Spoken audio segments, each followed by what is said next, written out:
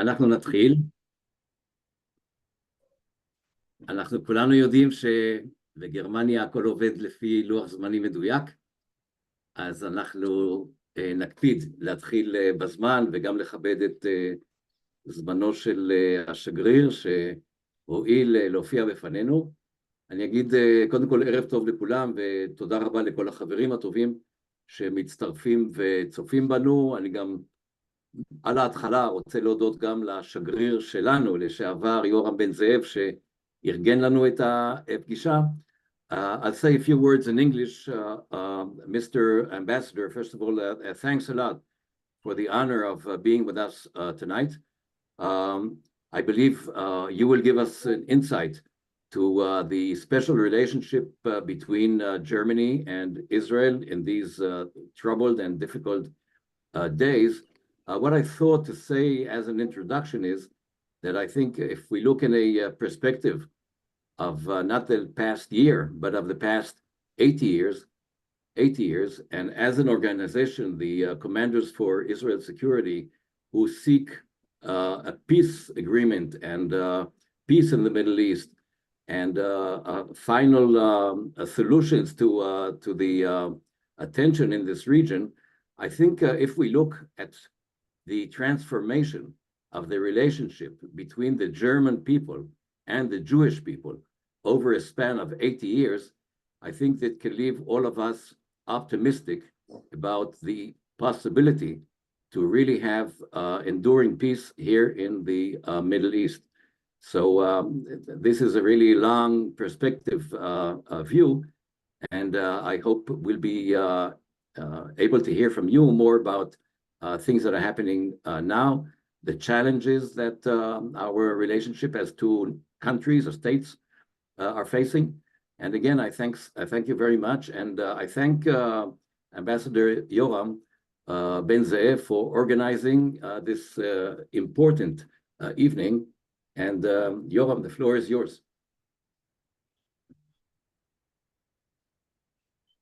You're on mute. תודה דייב.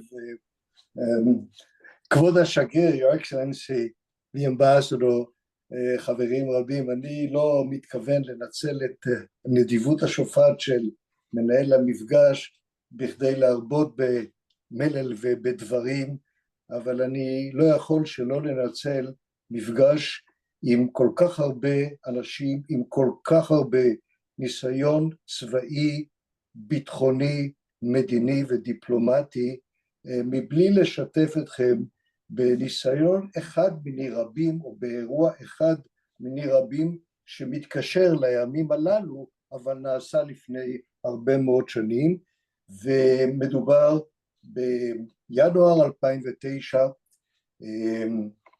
אנחנו מצויים, אני נמצא בברלין, אנחנו מצויים במבצע צבאי בעזה, עופרת יצוקה. אני מבקש ומתקבל אצל הקנצלרית לתת תדרוך צבאי ומדיני, לוקח איתי את נספח צה"ל. הקנצלרית ביוזמתה מזמינה את שר ההגנה צו-גוטנברג ואת שר החוץ שטיינמאייר שכיום מכהן כנשיא. אנחנו יושבים ובעיקר דנים באמת במטרות המבצע, המטרות המדיניות של המבצע, ולקראת סיום, אחרי שנספח צה"ל נותן תיאור של המציאות הצבאית עם מה אנחנו מתמודדים, ואנחנו מדברים על המטרות המדיניות הצפויות לבוא, שאלתי את הקנצלרית אם זה מקובל הדברים שמסרנו לה, ואם כן, האם היא תוכל לתת איזשהו ביטוי גורף ציבורי לתמיכה שלה במדינת ישראל. הקנצלרית ערערה מספר שניות, ואז היא ביקשה טלפונית להשיג את ראש ממשלת ישראל אהוד אולמרט על הקו.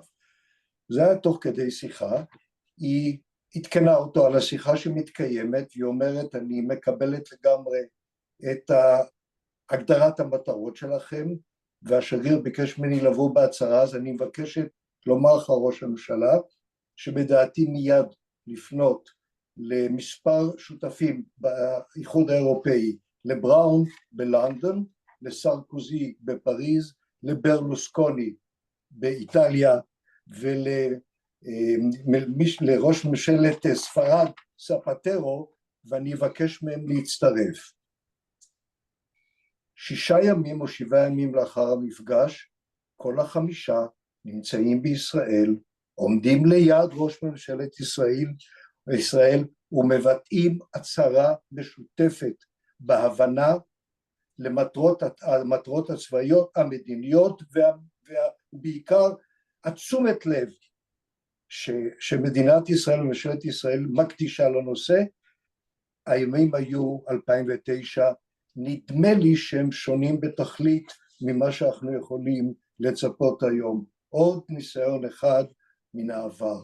המשפט השני שאני רוצה לומר לפני שאני גם אבקש מהשגריר, כמובן אין לי שום כוונה לדבר על יחסי ישראל גרמניה, זה חברי שטפן יעשה הרבה יותר טוב ממני, אבל אני מוכרח לומר, הכרתי את כבוד השגריר בברלין, כשהוא הצטרף לקבוצה המכובדת בתפקיד אמון ליד הקנצלרית, עבדנו ביחד עד איזשהו תפקידי שם, אבל חשבתי שהכרתי אותו, אבל כנראה באמת לא הכרתי אותו מחדש כאן בשנתיים שהוא מכהן כשגריר, ואני מוכרח לומר במלוא הענווה, שמה ששגריר גרמניה בישראל עושה עבור גרמניה, עבור ישראל, עוז הרוח שלו, האומץ, הנכונות שלו ללכת למקומות שגרירים אחרים לא הולכים, הוא עושה הרבה יותר מאשר משרדי החוץ יכולים לעשות לסיוע ליחסים שבין גרמניה לישראל.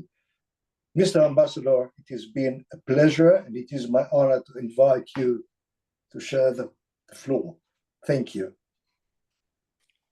יורם, thank you very much. הבנתי רק בערך 30% ממה שאמרת, so I hope the other 70% was nice and positive. I'm sorry, my Hebrew is still very much in the developing phase. Yes, ladies and gentlemen, I can only say thank you so much for the privilege of speaking to you. I have the greatest respect for all your past work for the State of Israel. I have the greatest respect for the commitment you now show by being members of this group. And it really is a privilege for me to speak to you. How can I start? The uniqueness, the singularity of our relationship. This is true. I don't really have to go too much into it. I would just like to assure you this is something that I really think about every day, and it very much shapes the intensity of the special intensity maybe of the work that a German ambassador has here, as opposed to, I don't know, a Finn or a Serb or a Portuguese. It is a different thing when you come from the history that we come from, when you share the tragedy that we share and the responsibility that we draw from it. This is, I think, this is the main thing. No one of my generation or younger is guilty of anything in our German history, but we would be guilty if we didn't learn the lessons and if we didn't bear the responsibility. I've been ambassador here for not even 2 years. I spoke of intensity. I can say that it feels like 5 already. What I found out very early on was that it is, at least for me, impossible to be an ambassador that looks at things that happen in this country with a kind of diplomatic, clinical detachment. This is I cannot be that kind of ambassador. I'm too, you might say, emotionally involved, emotionally attached, all the things that maybe I shouldn't be, but this is how it is. And maybe that is also part of the singularity of our relation, because I think I speak for most people in my embassy that they feel this way. I guess you would, and I think we should mostly focus perhaps on the present situation and the post 7th of October situation, because that's the situation we're in. I would venture to say that the situation of the State of Israel right now is as difficult as it has been for many, many decades. Some people say it's never been so difficult in the history of this state. And I can understand this, because if you look at the trauma, caused by the horrendous terrorism and the horrendous atrocities committed on the 7th of October. In this relatively small country, everybody knows somebody who was directly involved or at least indirectly involved. And every day, the first thing I do in the morning is switch on my mobile and see if any new soldiers have fallen. This is the reality, and I know a few people who are in the IDF. I know people who have children in the IDF, so I want to know if they're all right. And then every morning or very many mornings, you hear of today we heard of 3 fallen in a booby trap in Gaza, and we only hear about the fallen, but for 3 fallen, there were probably 10 heavily injured, who will bear the scars of this for the rest of their lives. This is a terrible situation for any country. We've been very involved since day one in the hostage situation. I got a phone call on the morning of the 8th of October. So on the following morning, a phone call from some man that I still don't to this day know how he got my number. I didn't know the man. He sobbed. He was crying. He hardly was able to make sense of what he was saying, but I could understand that his father was taken hostage to Gaza. And this is exactly one of the men who are still there, Gadi Moses. And this was a situation that I'd never been in before. I felt helpless. I didn't find the right words, but it brought home to me that from now on, we were in a situation unlike anything that life in Germany ever prepares you for. Maybe life in Israel prepares you for this, but life in Germany doesn't. And this situation is still going on after, I don't know, 230 or something days. We still have roughly 14, 15 German citizens who are hostage. I speak to family members almost every day. We meet regularly. We exchange messages, we telephone, we make them, we arrange meetings for them with visiting German delegations. You cannot help but being drawn into the situation. I've been to so many shivas, so many funerals, more than in my whole life before. And this is also part of my work. I also think that Israel is in a very difficult situation, and I mean, very difficult is a mild way of putting it. Israel is in a terrible situation internationally. We will maybe talk about that. Friends are turning away, or people or nations that you thought were friends are turning away, showing the cold shoulder, taking political measures that you don't like. The international organizations, the UN world is in open conflict with you, or you are in open conflict with them. This is a desperate situation, and I can say that I do not believe in the one mantra that I hear from many Israelis, let me say, right of center, and this mantra is, well, we can go it alone. We've always been alone. The Jewish historical experience is to have to fight alone. This is, I think, not the thinking of the 21st century. I don't think you have to be alone. I don't think you are alone, but it doesn't serve any purpose to keep repeating, to yourself and to your own electorate that it's okay to be alone and the world just doesn't understand. I think this is also a huge problem. And then, of course, the war. Where does it stand? Is it going anywhere? The military aims that have been set, have they been achieved? Are they even achievable? What are the ways to achieve them? Is there a political goal that has been defined? My view is that the military always, when you send the military to fight, you have to have a plan for what happens when the military is done with the fighting, or when the military has achieved certain goals and certain landmarks in the campaign. And I find that is lacking, and that is part of the very difficult situation the countries in. I would generally say, and I think you would probably agree, that Germany has been and shown itself to be a friend and a staunch ally of Israel since October 7th. This sentence that Chancellor Merkel, who I worked for, once said in the Knesset, that the security of the state of Israel was part of our raison d'etat.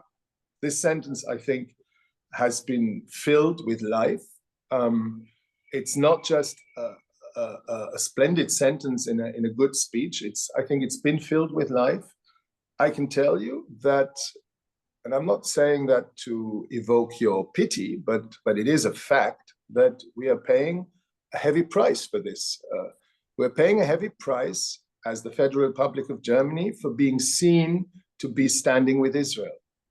This is not a reason for me to not stand with Israel, but I think that it's worth noting that our reputation in the Arab world has gone down dramatically. The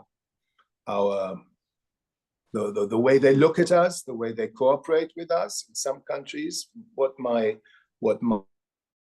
ambassadors in Beirut and Cairo and Ramallah and all these places tell me, they have a very difficult life.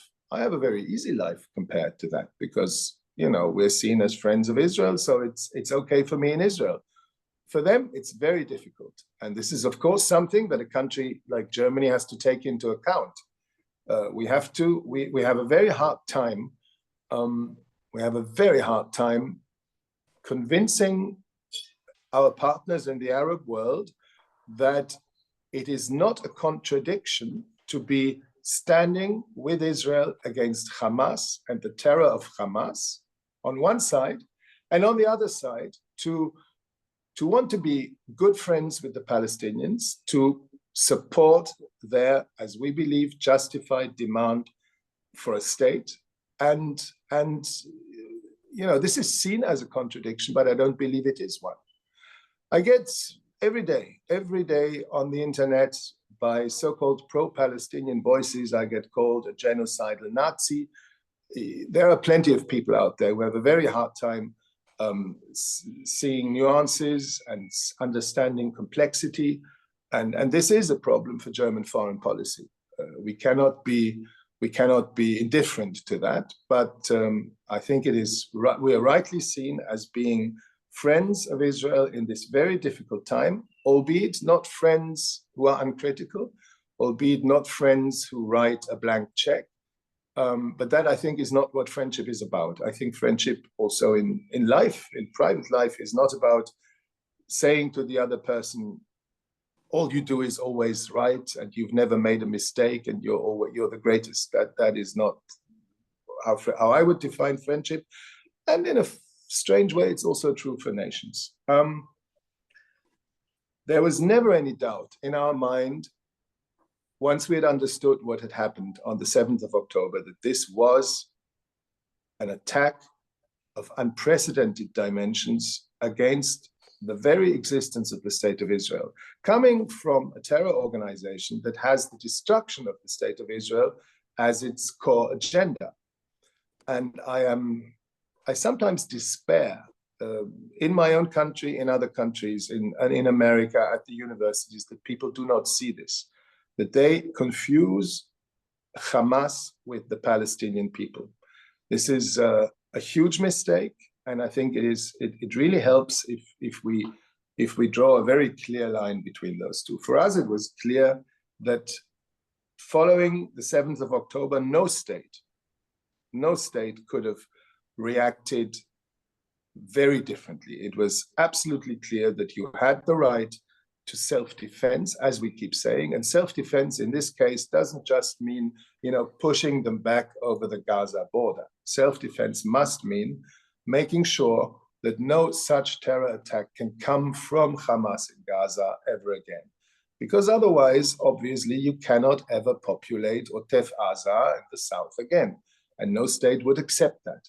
So in this initial phase, we were completely with you in the definition of the war goals, which were make sure that no such terror can come from Hamas in Gaza again. Make sure that Hamas is not the dominant political or military power in Gaza anymore. The war aid, when I hear the Prime Minister now talk about total victory sometimes is a matter of only weeks with him, but this is something he already said weeks ago. So I mean, the timing is a bit off. But when I hear him speak about total victory, and then first of all, I don't like the word total victory. This is something that that seems, if I translate it into German, it just doesn't sound good because it evokes memories. I also don't believe that total victory, I mean, how are you even going to define this? That total victory is achievable.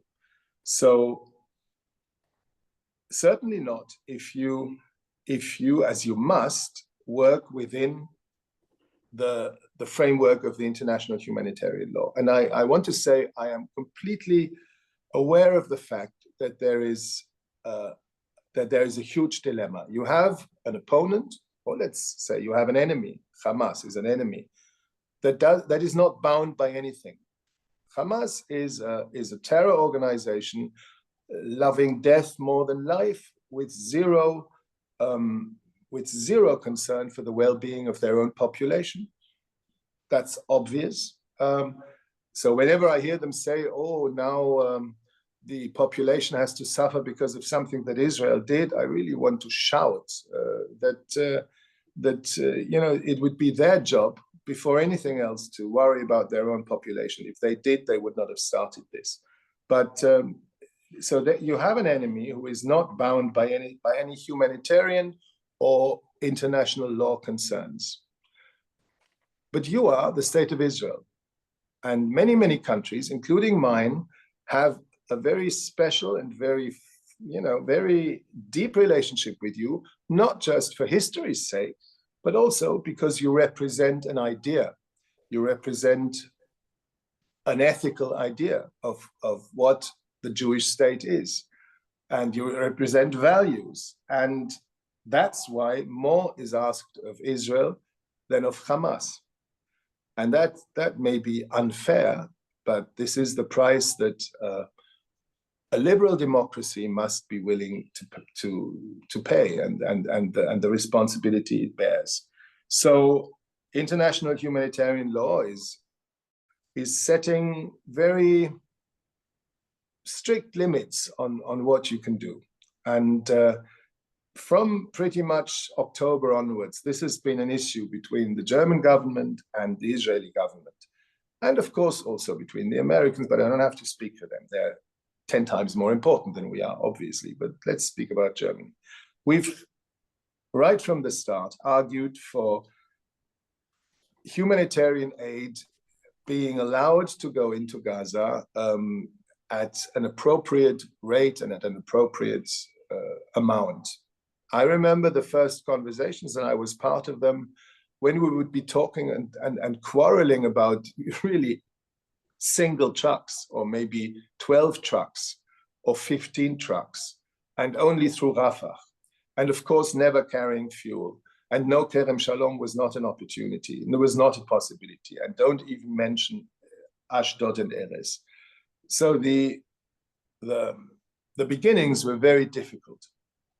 And always the argument was the Israeli public is against this. The Israeli public, we cannot sell to the Israeli public that we're on one hand waging war against Hamas, and on the other hand, feeding their population. But that is exactly what was required. And again, that may be unfair. And I think you are being held to stricter criteria than perhaps any fighting nation before. I understand that. But it would have been wise, if I may say, to flood, as they now say, to flood Gaza with aid much earlier than it's now happening. And actually, even now, you could say, is it really flooding, or is it just a lot more, but still not appropriately much? So this has been an issue right from the start. I think Israel had huge international sympathy and empathy and solidarity in the immediate aftermath of October 7th. And certainly in my country, a lot of that, relatively much of that, is still there. But when I look at the European arena, when I look at the world arena, it pains me to say, but a lot of that solidarity is gone.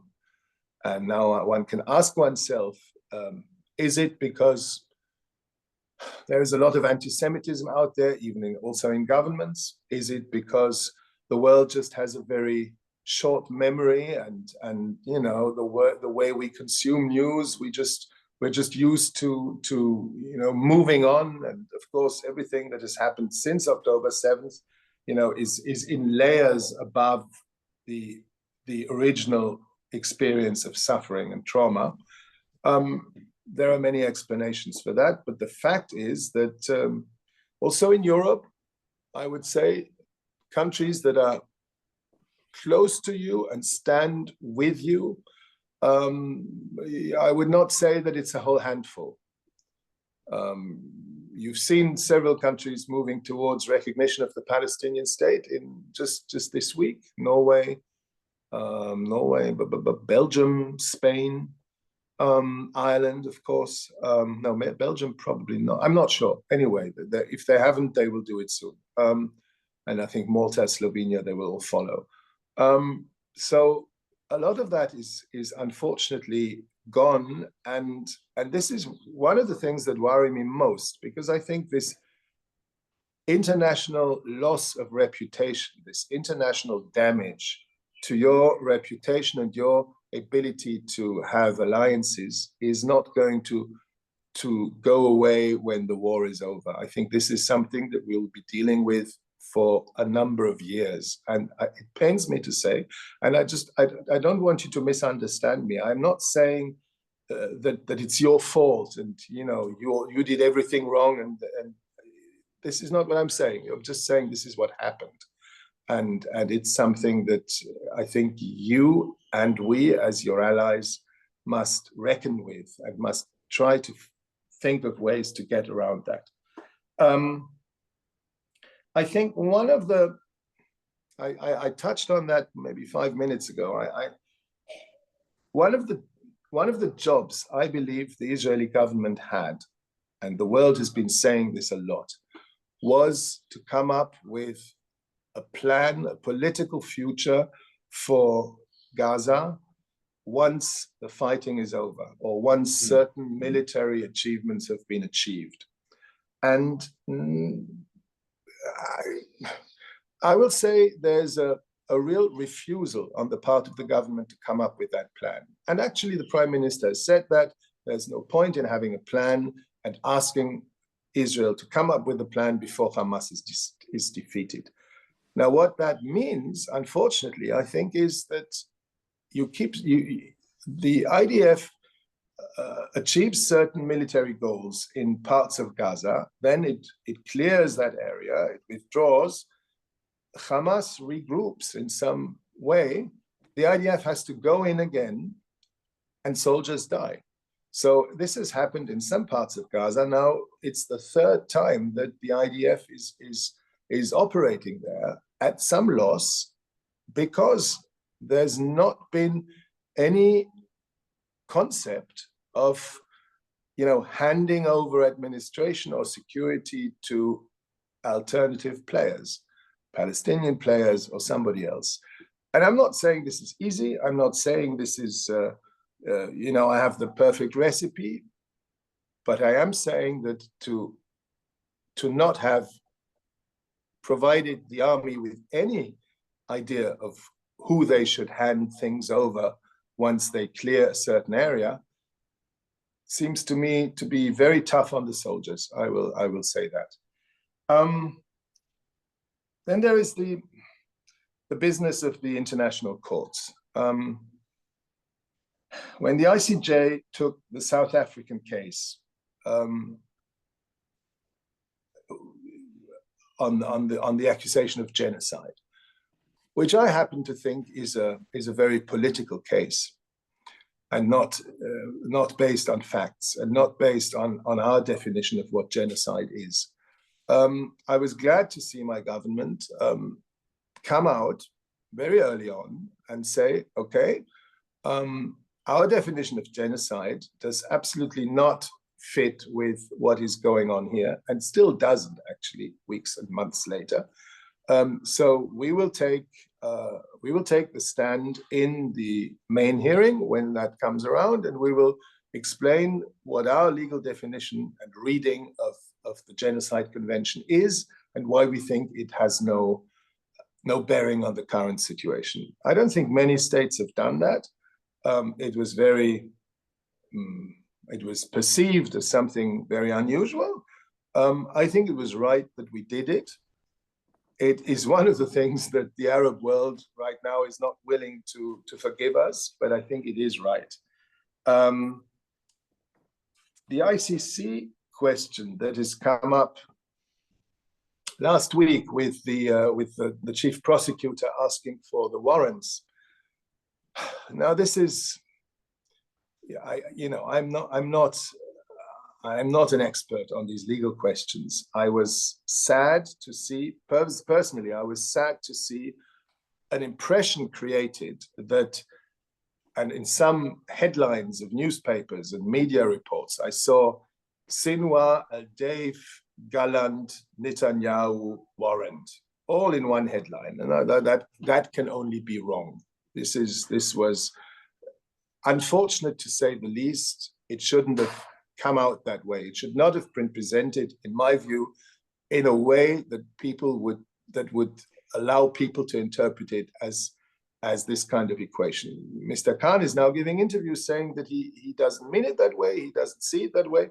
I, different from the Israeli government, do not believe that Mr. Khan is an anti-Semite. I don't think it is right when the Prime Minister of Israel accuses him of being as bad as the worst Nazi judges that history has ever known. I think that is not correct and not fair, and also not helpful. But I was extremely pained by seeing this impression of an equation. This is, for us, incredibly difficult, because we have, you could say, we have two pillars on which our foreign policy, or we have several pillars. NATO is one of them, the EU is another one, but one of the pillars is our special and very deep relationship with the State of Israel. And there's a huge continuity from one German government to another, and I'm glad to say there is. This is not a bone of contention between our parties, our democratic parties. That's one pillar. And the other pillar is our commitment to the international system of law and the international system of justice, which we look at as a major achievement of the post-war era. So now these two pillars of our foreign policy there is a lot of friction between the two. Because we will not distance ourselves from the ICC. We will not say, oh no, God, this is a horrible thing, how could he have done that? But of course, we look at Israel completely differently from how we look at Hamas and a lot of other countries that the ICC has had to deal with. So how are we going to deal with this? I don't know. It's a dilemma that we're stuck in. I'm not sure, but this is not for me to say, that Israel and part of the American political arena has really played this very smartly, because I'm not sure that all number of threats against the court that were made before and wild accusations have really helped create an atmosphere in which an open discussion about these issues was possible. There is now a situation where Israel's best hope is for the issue of complementarity. The best hope of Israel is to show to the world and to the court that it has institutions, legal institutions, courts, that that don't only exist, but also do their job in terms of dealing with alleged war crimes or bad, wrong behavior on the part of officials in the army and outside. So this is maybe the best hope now that the court could be persuaded to look at that and say, okay, but Israel is a state where we can rely on the institutions of that state to deal with what needs to be dealt with, and then that would be a way out. But this is me hoping. To come to an end, and then maybe I'll be very interested in speaking to you, with you, and not to you. It remains my deep hope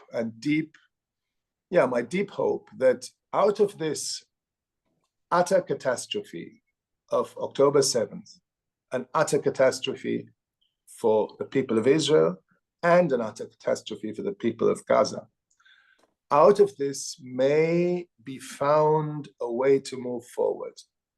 Catastrophes in history have been known to be productive in a way. Not always immediately. Sometimes it's taken a few years. But you had after the Yom Kippur War, you made peace with Egypt.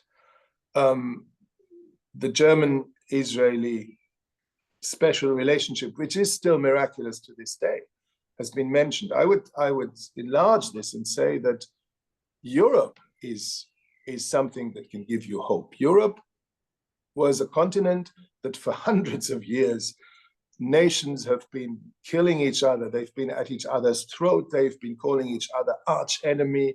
They've been dreaming of conquering each other's capitals, and millions and millions and millions have died in the 20th century. And now you can say whatever you want to say about the European Union, which is a very complicated and very tiring and, long night sessions seeking compromise, and it's 2 steps in front and 1 step back and everything. You can say a lot of things about Europe, but these countries, these 27 states, and soon it'll be more because we will take in some more states, they will never make war with each other again. And this is something to be really proud of. And I think the Nobel Peace Prize for the European Union a couple of years ago was well deserved because it is a major work of peace. Historical and regional comparisons are always one-legged and they don't quite work. But if you look for hope, then I think there is hope. And okay, let's take it from here. I'm sorry, it wasn't very systematic what I said, but now come your systematic questions. Thank you, Mr. Ambassador. Very, very informative, very inspiring, and very friendly, I might add. And thanks a lot. אני מעודד אנשים לפנות בשאלות אל השגריר. מה שהוא אמר, מתן, אתה רוצה לחכות... או after that. או אחרי השאלות. אחרי השאלות, כן. אוקיי. אחרי השאלות. אז חברים מוזמנים לשאול שאלות. We are all interested to hear the questions from the audience here.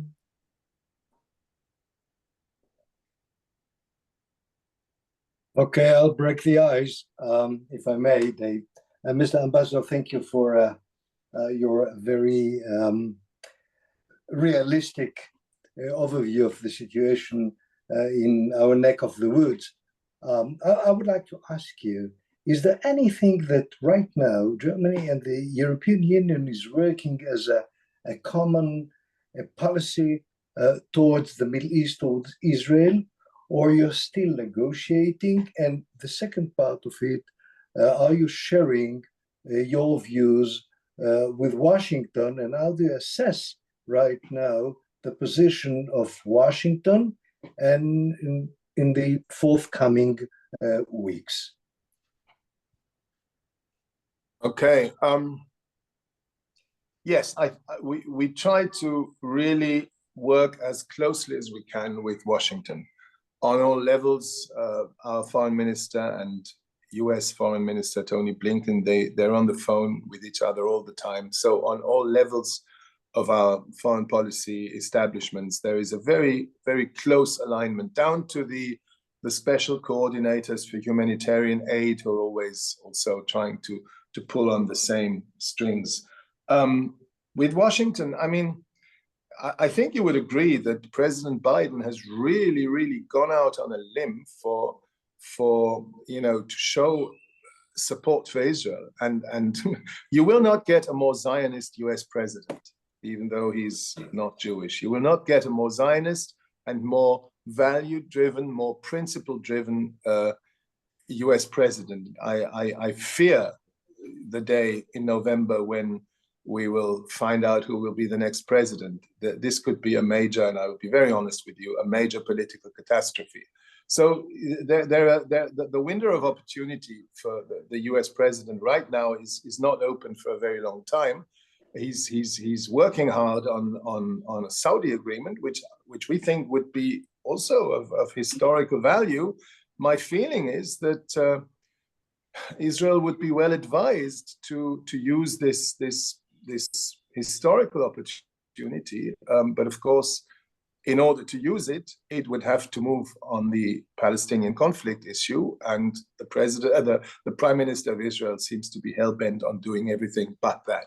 So maybe this opportunity will be squandered, and it is very sad. Common EU policies. I mean, it's not a secret. The EU on the Middle East is not very united. We've seen it this past week, and you will. It's always a big struggle to get a unanimous vote on anything. You have the Hungarians on one extreme, you have the Irish on the other extreme. Germany is certainly squarely in the camp of the Friends of Israel, but also concerned Friends of Israel. France is already a little more, I would say, a little more away from that, and then you have many other countries. What we all share is the belief that there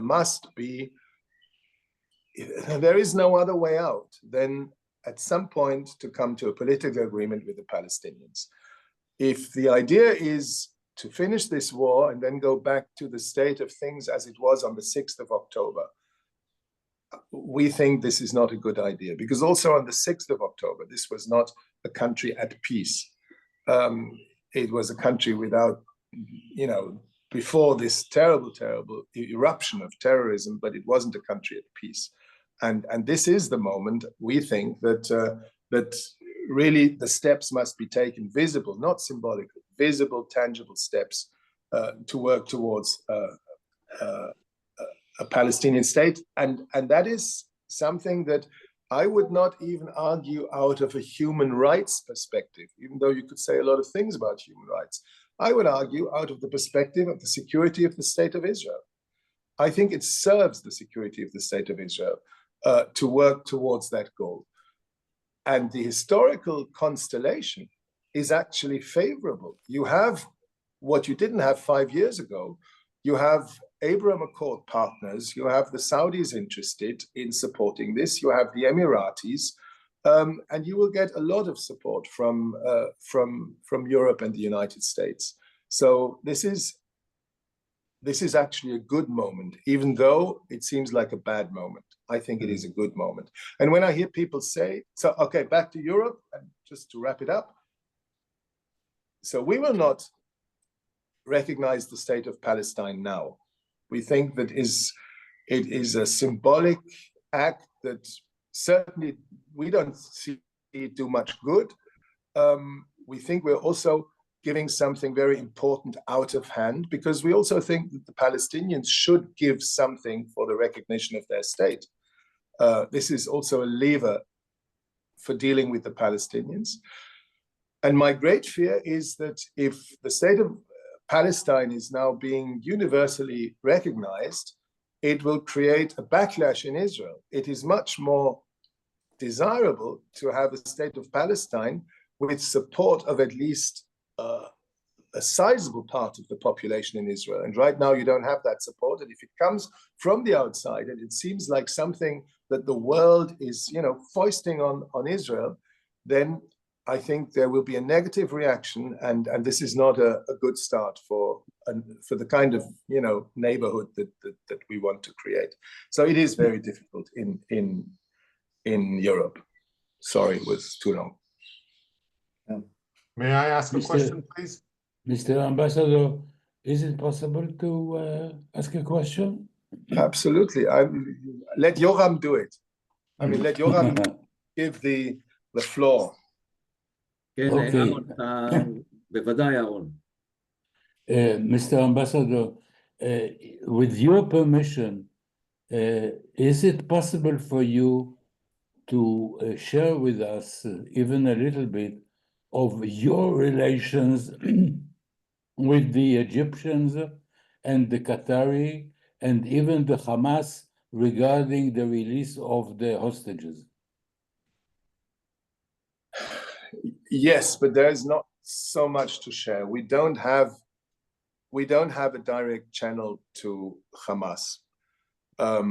We speak to everyone who has that channel or who we think has that channel. So we speak a lot to the Qataris, we speak a lot to the Egyptians. We also speak to the Turks, who are not without influence here. But we do not speak to Hamas itself. And I mean, the question is also, if you speak to the Hamas in Doha, this is not the same as Mr. Sinwar down in his tunnel somewhere. So, no, I cannot tell you much about that because we do not have a direct line to Hamas. With Qatar, it's a discussion that's going on all levels, from the emir and the president, the emir and the chancellor, down to working level. We see that Qatar has been for months trying to get out of this niche of being seen as a major terror supporter, which of course they are, or they have been historically. But this has become a burden on them, and I think they're trying to get away from that. I think they're also, this is the impression I get, that they're uncomfortable about hosting the Qatari, the Hamas leadership in their country. I think this is going to come to an end at some point. But so right now, at a point, there was a time a couple of weeks ago when everybody thought that Egypt really had all the cards and was the most important interlocutor here. It now seems to be going back to Qatar, but we speak with both. Our foreign minister speaks with the Egyptian foreign minister, and also very importantly with the head of the intelligence services there, who are of course running a good part of the show there. And we speak to all of them.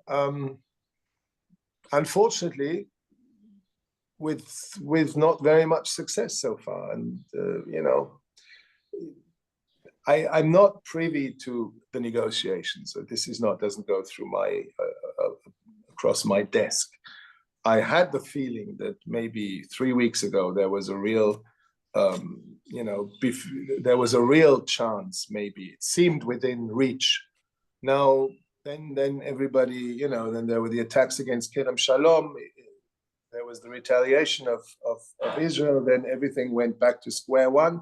Now we're seeing again that the talks have been resumed. We hear that one of the main negotiators on the Israeli side is saying that with this government, we're never going to get anywhere.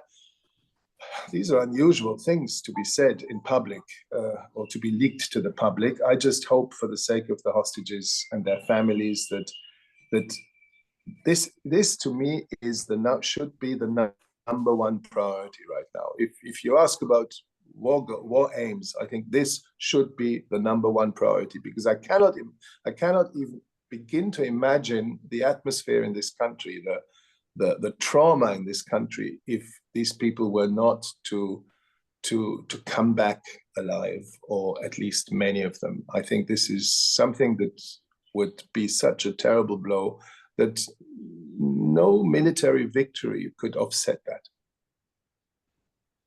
Thank you, Your Excellency. I have a question from the audience, and I'll air it to you. It's from our friend Amir. who wants to know about the sentiment of the people in Germany with regard to what's happening and with regard to Israel. We're witnessing a very big gap between demonstrations that we see in universities and on the streets and the support that we still get from many of the governments. There's a big gap, but and we are kind of comforting ourselves on that gap. But we would like to hear from you your assessment of the sentiment of the ordinary German citizen about Israel and about the situation here and about Israel's conduct in this war. Thank you. Yeah, that's a good question. I also ask myself that question. I mean, first of all, you're right. I would say the democratic political spectrum in the Bundestag agrees widely on our policies towards Israel, and there is no real rift there. It's about nuances. It's about there can be differences, but this is something that you can so far rely on. The population at large is a different matter. I mean, I would say many Germans feel great sympathy for Israel, but they also see the images of destruction and suffering from, you know, a burnt tent encampment in Rafah like 3 days ago, with horrific images of children burned to death. And they see that on the evening news and they think this cannot be right. You will not find many people who will say, well, that's just war and you have to deal with it. No, many people are taking the position that this is going too far. It's not, I'm not saying it's my position. I'm trying to give you an idea of, you know, what many people in Germany would say. This is going too far. At some point, Israel must come, you know, to an end of this war. Innocent people are suffering. This is a very strong feeling. And of course, with, you know, day-to-day coverage, this is what's almost to be expected. Many people actually in Germany are afraid to talk about the issue because they're afraid to put a foot wrong. They're afraid to say something that is insensitive or wrong for one side or the other. I've heard of that a lot, that people, you know, are scared to go there around a dinner table. They'd rather not mention it because it's a hot issue. People feel they don't know enough, and you can easily, you know, be branded either an anti-Semite or a genocidal person who doesn't value Palestinian lives. This is a feeling that many people have. Basically, I would say that much more than in other countries, the bulk of the population is still with Israel and still has great sympathies for Israel. Yes, we have seen and we continue to see demonstrations, but, you know, if you look at what's going on in London, where you have a couple of 100,000 demonstrating in London, then the, I don't know, 2,000 people demanding a caliphate in Essen, or 2,000 in Hamburg, or 2,000 in Berlin, this is something to be taken seriously. I take it very seriously, and I'm worried, but it's, in a population of 84 million, it's not exactly the mainstream.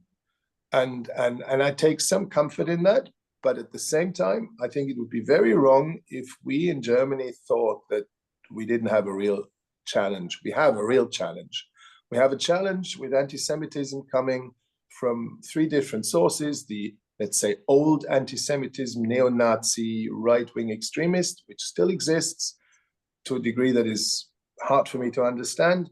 We have a challenge with some Muslim anti-Semitism that still exists, but it's not 6 million Muslims in Germany who are anti-Semitic.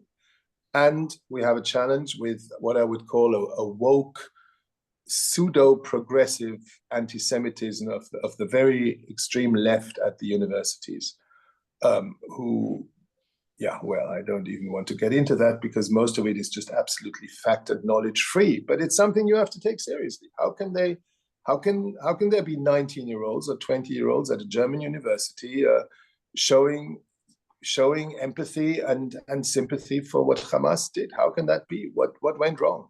This is a big challenge, but I still think that the bulk of the population is not lost for Israel. Wow, thank you.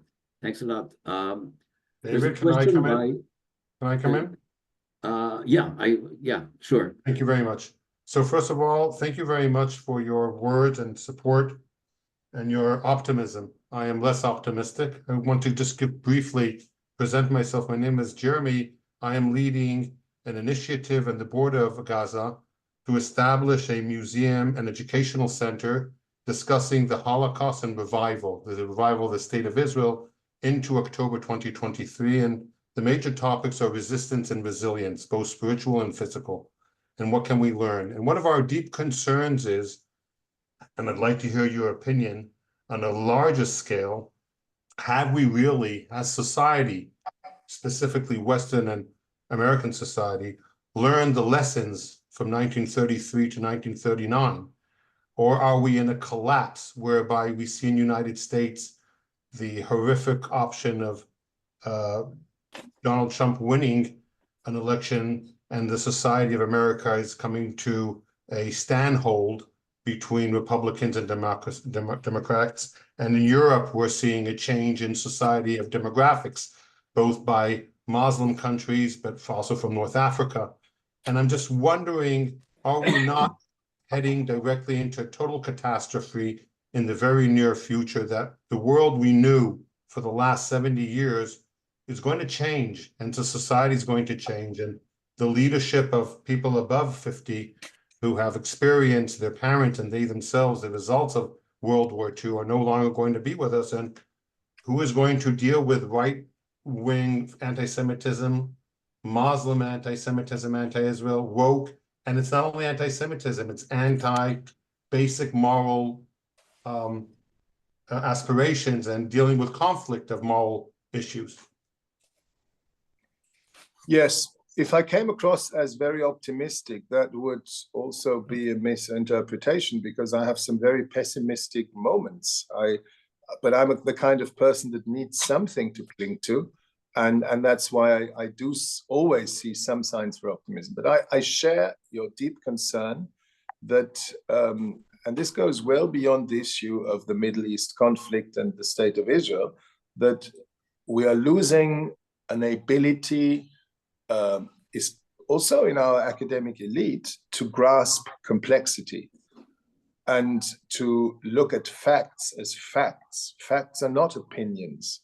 So when I tell someone, my wife had a little anecdote. My wife had a long discussion with some young women who were on their way in Germany on a bus to a pro-Palestinian demonstration, and it got very heated. And she said, "But you know, you don't know really enough about the way the State of Israel was created, and what you call the Nakba was also the outcome of a war of 5 Arab states, you know, attacking the State of Israel right on its day of independence." And then they said, "Yeah, but if that's your opinion, okay. But this is exactly where the problem lies. No, there are facts, and so much of what I hear from the so-called progressives, and of course also what I hear from other people with anti-Semitic views, is fact-free. And so the problem is much bigger and goes well beyond, because if we're not able to deal with complexity and to look at facts as facts, then we're not going to be able to support, to overcome any of the problems that challenge us as mankind. Yes, anti-Semitism is there.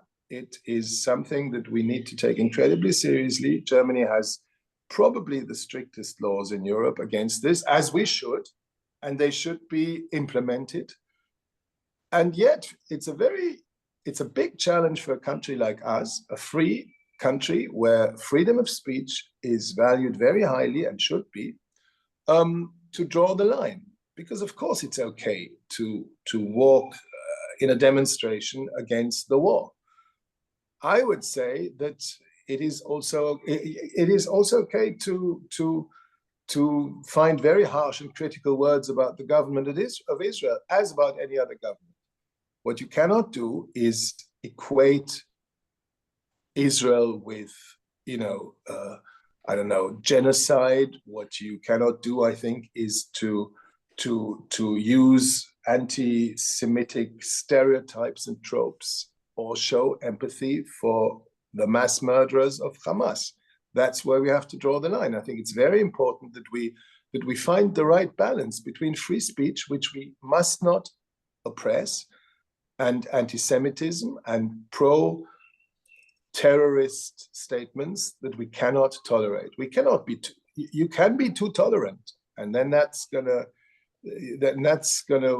you know, work against you in a big way. We cannot be too tolerant, but we can also we must not be too tolerant, but we also have to find the right balance. But I'm very worried. I mean, I don't want to give the impression that I think this is it's all going to be good. No, and I speak, and this is what pains me most, and I'll finish then. I speak to many Israeli friends who tell me that they're sad about the prospect of their own country. They think they're losing their own country. They are afraid of losing it. They're afraid of becoming a minority in their own country. They're not certain that there'll be another 75 years of the state of Israel. And this is a horrible thing. And sometimes it really gets them down. And I'm not always optimistic, but you have to cling to something. And there are enough good things to cling to work every day for what you think is right. Thank you, Your Excellency. We will try to honor the timetable that we defined together. And I would ask our chairman, General Matan Vilnai, whom you've met and you had a discussion with, to address you and to address our audience. מתן, אתה במיוט ואתה מוזמן לדבר.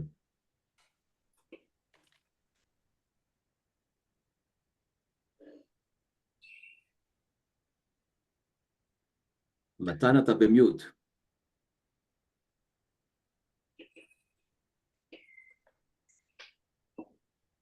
מתן, אנחנו לא יכולים לשמוע אותך כי אתה במיוט.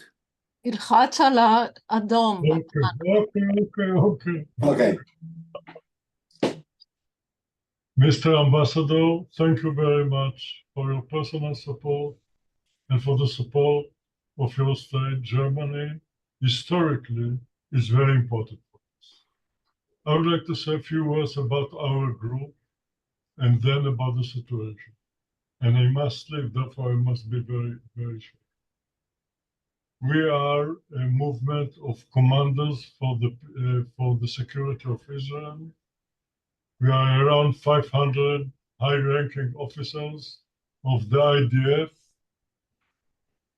of the Shabak, Mossad, the police, and diplomats from the Ministry of Foreign Affairs. We believe that the only solution at the end is to separate from the Palestinians, which means a two-state solution. And I believe personally in Gaza, and I'm not alone, that only Palestinians can control Gaza. And therefore the only solution is to bring there the Palestinian Authority. And we believe that President Biden's approach and program is absolutely the right way to do it. And we are not in the, we don't believe that the Israeli government is right about the solution now. We understand that we must fight Hamas, no argument about it, because they are a terror organization.